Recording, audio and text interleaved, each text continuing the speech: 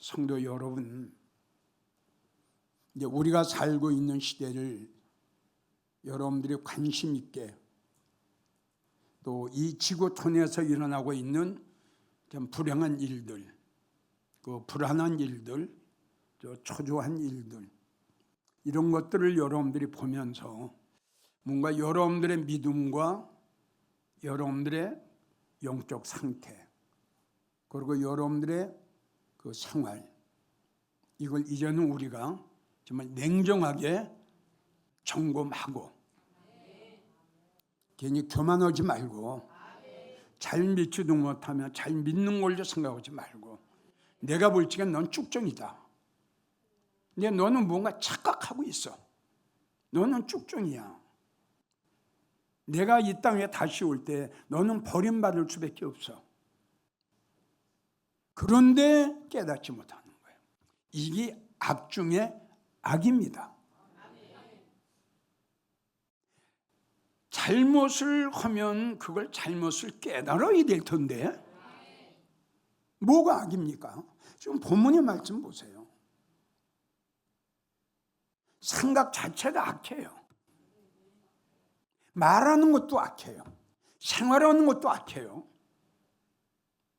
근데 이걸 깨달아야 될 텐데 이 깨닫지 못하기 때문에 지금 하나님이 한탄하시고 그걸로 끝나시는 게 아니라 큰일 났구나. 너 큰일 났구나. 이게 근심이에요.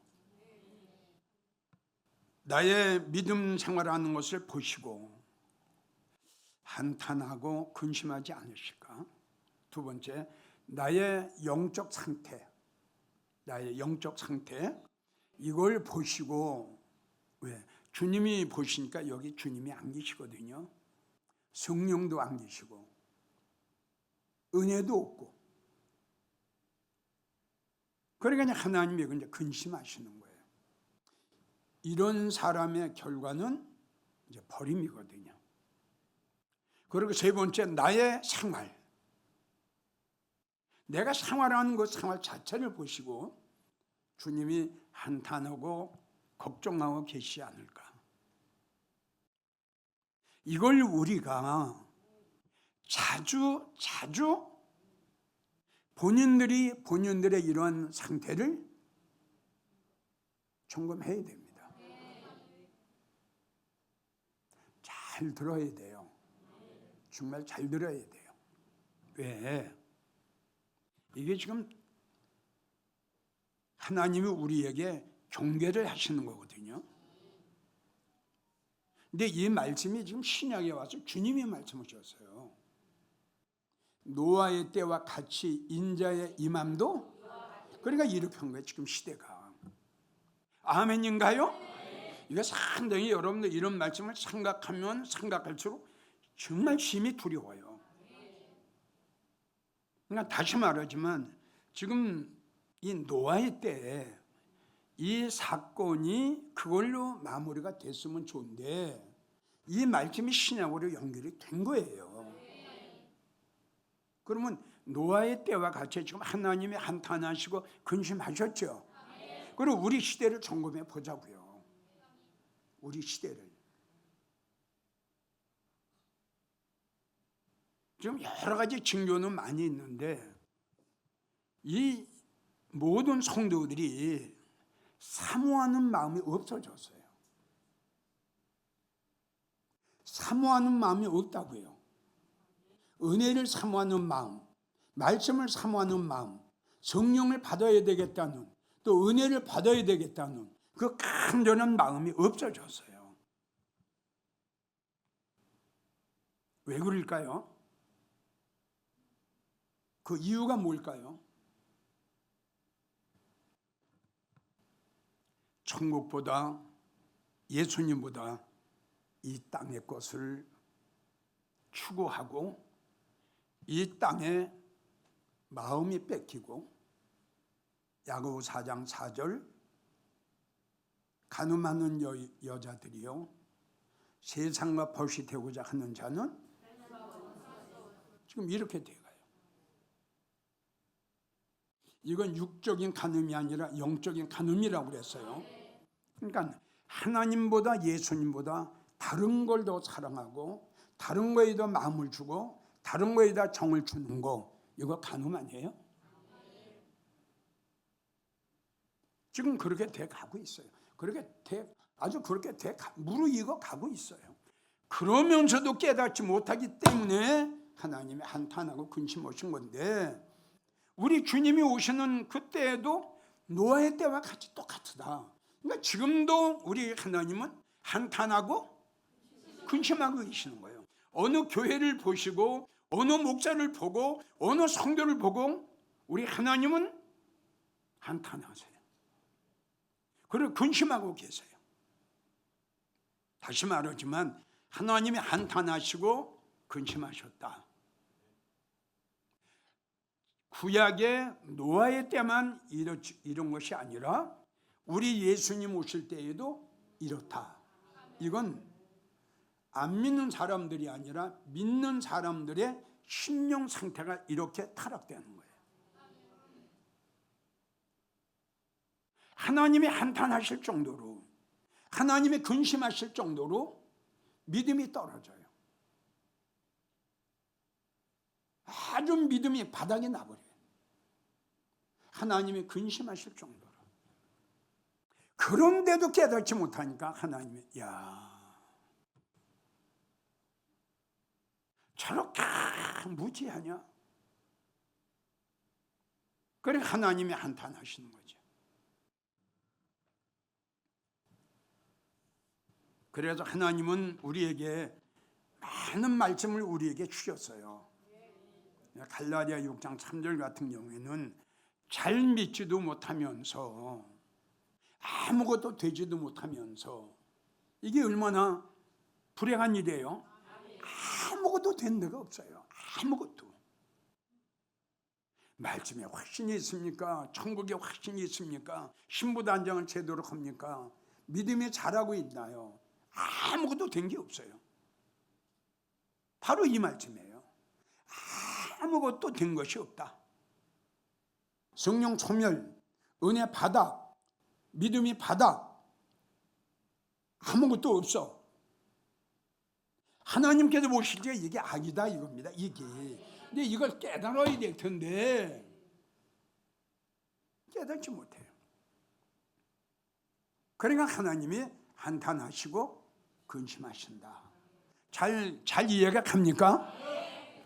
억만 죄를 졌더라도 그걸 깨달으면은 하나님이 용서하시고 긍휼을 베푸시는데 이 자체를 깨닫지 못한다 이거지. 뭐 어떤 사람을 죽이고 뭐 이게 아니라, 아멘이에요? 하나님의 영광을 가리면서도 깨닫지 못한다. 자기 믿음이 바닥이 났는데도 깨닫지 못한다. 천국의 확신도 없다. 아무것도 된 게 없다. 근데 깨닫지 못한다. 하나님께 딱 보니까 불쌍하다. 그러니까 하나님이 이제 한숨 쉬시는 거죠. 그래서 우리는 불행한 성도 되지 않으려면, 버림받지 않으려면 교만하지 말고 정신 차려서 자신들의 그 믿음, 자신들의 그 영적 상태, 자신들에게 생활, 이걸 두드려 봐야 돼요. 아멘? 어디 금간데 없나? 어디 물이 들어오는 데 없나? 세상에 나한테 들어오는 게 없나? 내가 뭘 간음하고 있지 않나? 이걸 점검해 봐야죠. 아멘? 여러분, 하나님과 원수 된다고 그래요. 원수. 세상과 벗되는 거지. 이게 뭐예요? 하나님보다 세상 걸 사랑하는 거 아니에요? 벗이라는 거는 사랑하는 거예요. 마음을 주는 거예요. 친구가 되는 거죠. 하나님하고 벗이 되고, 하나님하고 친구가 되고, 하나님하고 대화를 하고, 하나님을 사랑하고, 예수님 앞에 마음을 주고, 예수님 앞에 정을 줘야지. 금이 가니까 세상에 다 들어와요. 온갖 것들이. 주님을 생각할 시간이 없어요. 다 세상 것. 이걸 생각하다 보니까 주님을 생각할 여지가 없는 거예요. 벗이 뭡니까? 벗이. 근데 내 말이 아니라 너 그거 나하고 원수가 된다. 이거 어떡할 거야? 내 말이 아니라 예수님 말씀인데. 그래서 지난주 말씀은 시편 107편 11편 하나님의 말씀을 거역하며 지존자의 뜻을 멸시하고 그러면서도 깨닫지 못했다. 그래서 하나님이 근심하셨다. 아멘. 네. 악을 행하면서도 깨닫지 못하는 자들을 보시고 하나님은 한탄하고 근심하셨다. 자, 이번 두 번째, 하나님 왜 근심하시고 걱정하시고 왜 한탄하고 계실까? 책망, 훈계를 멸시하고 거역하고 물리치고 농담으로 듣고 설마로 듣고 안 듣는 성도들 때문에. 다시요. 왜 하나님 한탄하시냐? 하나님의 책망을 하세요. 그렇게 하면 안 된다. 그리고 하나님의 훈계를 하세요. 그렇게 믿음 생활하면 넌 버림받을 수밖에 없다. 근데 이게 생명의 경계거든요. 이걸 무시해버리는 거예요.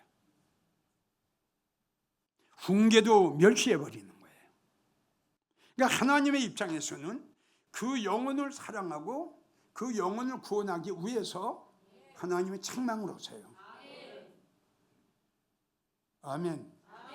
그리고 그 영혼을 사랑하시기 때문에 하나님 훈계를 하세요. 그 자체를 멸시하는 거예요.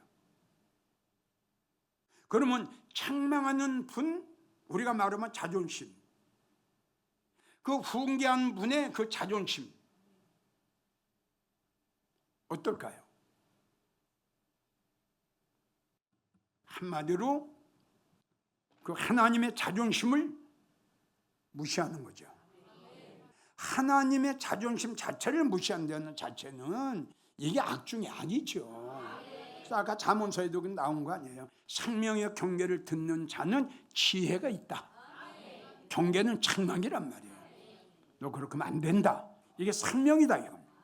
근데 생명의 경계를, 생명의 책망을, 생명의 훈계를 무시한다, 멸시한다. 악이죠. 하나님의 책망과 하나님의 훈계를 멸시하는 성도는, 이러한 성도는 자기가 죽을 무덤을 스스로 파고 있다. 이해가 가면 아멘 하죠. 자기가 죽을 무덤을 스스로 파고 있는 거예요. 살 수 있는 길이 있는데 죽는 무덤을 파고 있는 거예요 지금. 다른 사람이 파는 게 아니라 자기가 파고 있어요. 왜? 깨닫지 못해서. 무덤이 자꾸 깊어져 가네요. 두 번째, 이러한 성도는 자기 스스로 불행을 만들어요. 다른 사람이 만드는 게 아니라 내가 불행해질 수 있는 성도로 자기가 만들어요. 그 소개해주면 많죠. 뭐 구약의 아가니 같은 경우 깨닫지 못했죠. 신약의 유다 깨닫지 못했죠. 아나니와 사피라 깨닫지 못했죠. 보세요, 세 사람 다 아주 불행하게 됐어요. 그게 제일 첫째가 깨닫지 못한 거예요. 자기 스스로 불행을 만든다. 세 번째, 이러한 성도는 스스로 불나비처럼 불속에 뛰어들어가요. 자기가 죽는 것도 모르고 불속에 뛰어들어가는 거예요. 깨닫지 못하는 사람은. 한번 생각해 봅시다. 아, 내가 이렇게 믿음 생활에 갔다가는 안 되겠구나. 이게 깨닫는 거거든. 이 자체가 없는데 어떡할 거냐고.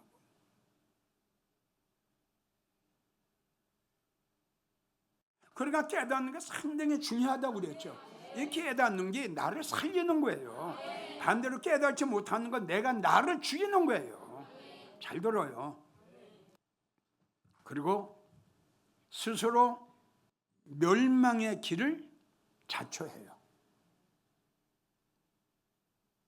다섯 번째, 이러한 성도는 스스로 예수님의 은혜와 긍휼을 저버립니다. 여러분, 우리는 축복에 대한 설교도 좋지만 아까 잠언서에 그 말씀을 이 책망은 생명이에요. 봅시다. 잠언서 1장 23절부터입니다. 나의 책망을 듣고 돌이키라. 보라, 내가 나의 신, 역시 성령이죠. 그리고 너희에게 부어주며 나의 말을 너희에게 보이리라 하는 것은 말씀을 주시는 거예요.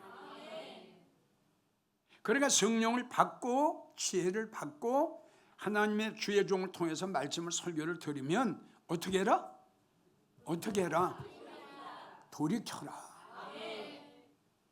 자, 돌이키려면 어떻게 해야 돼요? 그렇죠. 깨달아야 될 텐데 깨닫지 못하는데 뭘 돌이킵니까? 그러니까 전에도 이야기를 했지만 하나님은 꼭 기회를 주세요. 너 지금 이거 잘못했어. 네가 지금 하는 일은 내 마음에 맞는 일이 아니야. 그걸 네가 계속적으로 한다면 너는 앞으로 이렇게 될 것이다. 하나님은 미리 경고를 하세요. 그럼 경고를 듣고 그렇죠. 그러면 되는데 지금 이야기한 대로 경고를 무시해버려요. 그냥 안 들어요. 무시해를 그렇게 책망을 해도 안 들어요. 내가 너를 부를지라도 네가 듣기 싫어하였고 이제 하나님이 손을 펴요. 좀 만나자. 좀 대화 좀 하자. 나그 변론 좀 하자. 하나님이 이제 주님의 손을 폈어요. 좀 같이 만나자.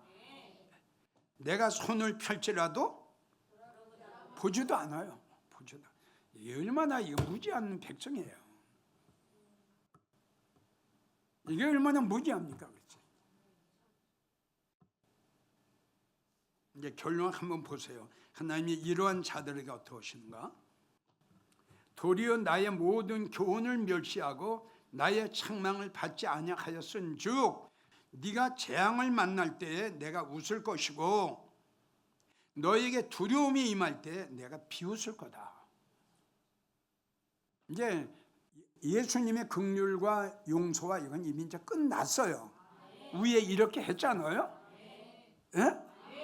재앙도 훈계도 무시했죠. 손을 펼죠. 그래도 말 안 들었잖아요. 네가 두려움이 광풍같이 임하겠고 너에게 재앙이 폭풍같이 이거 그냥 갑자기 임하는 거예요.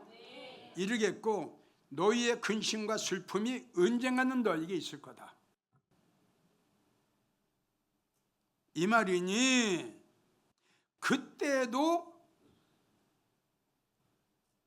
너희가 나를 부르리라. 그래도 내가 대답지 아니하겠고 부지런히 네가 나를 그때 가서 찾을지라도 난 너를 만나주지 않을 거다.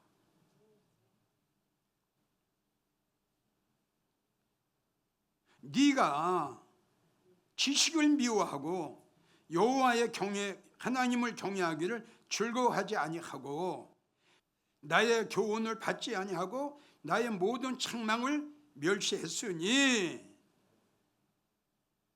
그러므로 그렇기 때문에 너의 행위의 열매를 먹게 될 것이고 자기 꾀에 배부르게 될 것이다. 이건 이제 멸망이에요. 하나님의 재앙이 임하는 거예요. 예. 어리석은 자의 퇴보는 자기를 죽이고, 그러니까 어리석은 자기가 아까 이야기했죠. 다른 사람이 나를 망하게, 다른 사람이 나를 죽게 하는 게 아니라 내가 나를. 그러니까 여기 어리석은 자의 퇴보는 자기가 자기를 죽여요. 미루는 자는 자기를 멸망시켜요. 그런데 자 33절 다 같이 시작.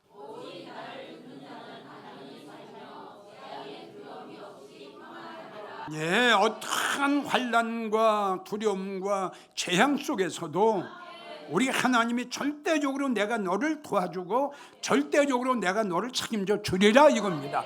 안전하다 이겁니다. 자, 책망 잠언 6장 23절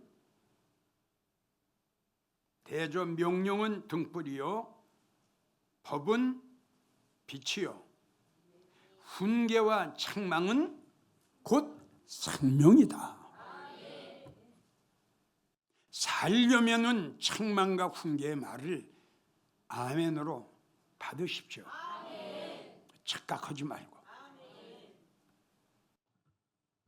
잠언 25장 12절 슬기로운 자의 말은 청종하는 자의 귀에 금고리와 종금 장식과 같으다. 그러니까 이 보세요. 슬기로운 자의 그 책망과 훈계가 있죠. 이걸 아멘으로 받으면 주님이 뭐라고 말씀하시냐 그러면 너는 종금 장식으로 꾸민 성도와 똑같다. 이게 최고예요, 최고. 그러니까 아까 이야기한 대로 이 책망과 훈계를 무시하면은 정반대가 돼요. 가장 불행한 사람이 돼요. 여러분 아담과 하와 보세요. 그냥 죽이셨어요. 멸시했죠. 자, 훈계. 지금은 책망 말씀 오셨어요. 훈계. 잠언 5장 11절 두렵건대 이제 본인이 지금 굉장히 두려워하는 거예요. 마지막에 이르러 이제 마지막 인생이 되겠죠. 이제 호흡이 끊어지는 거예요. 내 몸, 내 육체가 폐쇄할 때 이제 다 됐어요. 폐쇄할 때에 네가 한탄하여 후회하는 거죠. 내가 왜 이렇게 살아왔나? 내가 왜 이렇게 하나님 앞에 인색했나? 한탄하며 말하기를 내가 어찌하여 훈계를 싫어했고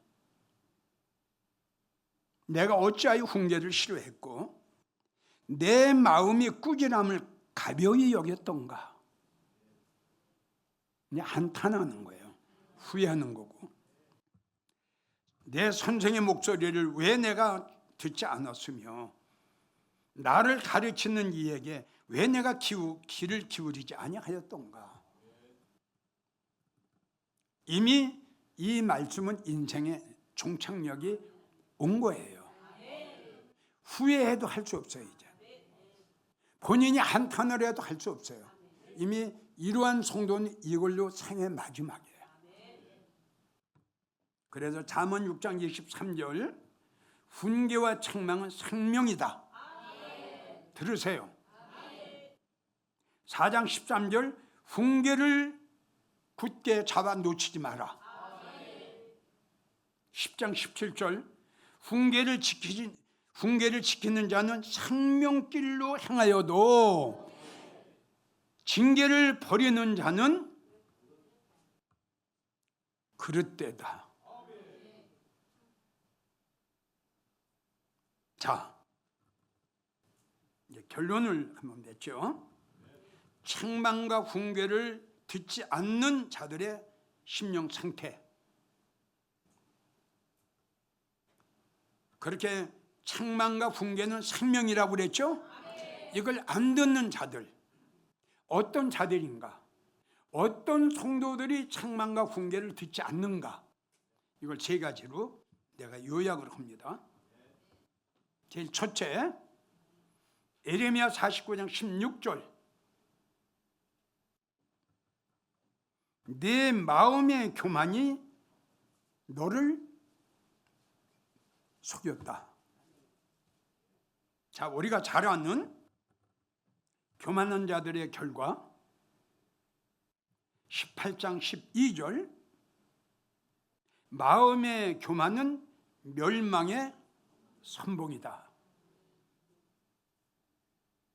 한마디로 요약하자면 이분들은 한마디로 깨닫지 못하다, 이렇게 생각하면 돼요. 시편 101편 5절, 하나님께서는 교만한 자를 절대 용납하지 않으신다. 은혜 받기 힘들 거예요. 하나님이 교만한 자들에게 부탁, 예레미야 13장 15절, 절대 교만하지 마라. 자, 두 번, 책망과 훈계를 듣지 않는 자들, 처음에는 교만, 두 번째는 미련하다. 잠언 1장 7절, 미련한 성도는 지혜와 훈계를 안 듣는 게 아니라 멸시한다, 이렇게 나와요.